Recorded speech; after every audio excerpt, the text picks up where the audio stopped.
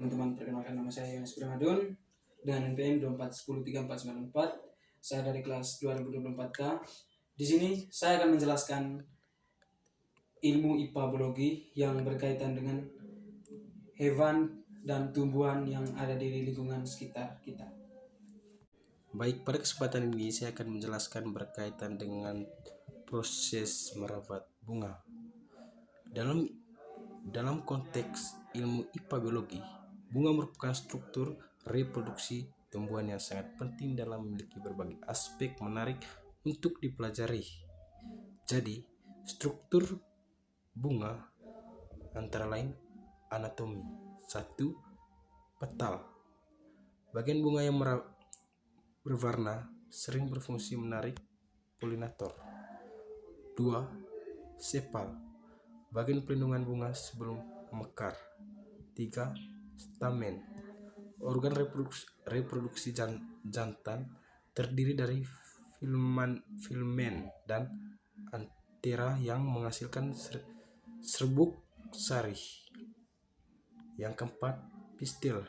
Organ reproduksi betina terdiri dari stigma, stilus, dan ovarium yang berisi ovul. Yang kelima, nektar. Cairan manis yang dihasilkan bunga untuk menarik di polinator.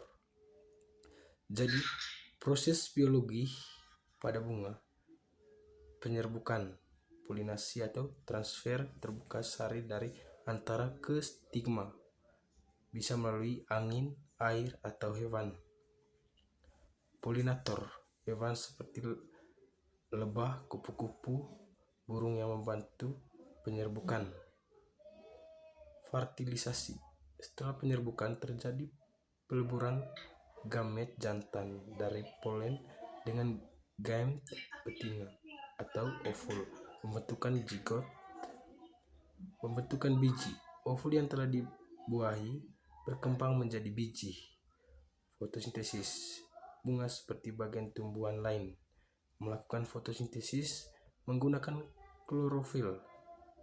Jadi, dalam aspek ekologi, yang pertama, interaksi dengan polinator.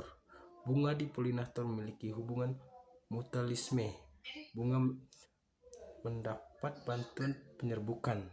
Polinator mendapatkan nekat atau makanan. Peran dalam ekosistem. Bunga menyediakan sumber makanan bagi banyak organisme.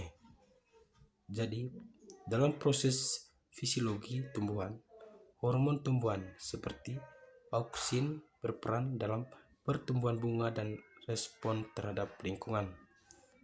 Yang berikutnya, transpirasi. Proses penggunaan air dari tumbuhan termasuk bagian bunga. Transportasi nutrisi. Nutrisi dan air diangkut ke bunga melalui xilem dan floem. Yang berikutnya, reproduksi tumbuhan berbunga. Yang pertama, tumbuhan berbunga yang dominan di banyak ekosistem. Yang kedua, pengelompokan tumbuhan berbunga berdasarkan struktur biji dan morfologi. Baik, itu tadi proses cara untuk merawat bunga. Yang berikutnya, baik, pada kesempatan selanjutnya saya akan menjelaskan berkaitan hewan yang sering berada di lingkungan kita. Hewan ini yang sering disebut dengan milpede atau kaki seribu. Milpede adalah dua istilah yang sering digunakan untuk menyebut kelompok serangga yang berbeda. Meskipun keduanya termasuk dalam kelas Diplopoda. Milpede atau kaki seribu.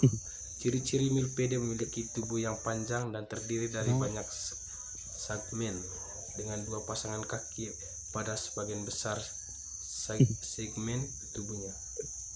Habitat biasanya ditemukan di tempat lembab seperti tanah, bawah batu, kayu lapuk. Ekologi.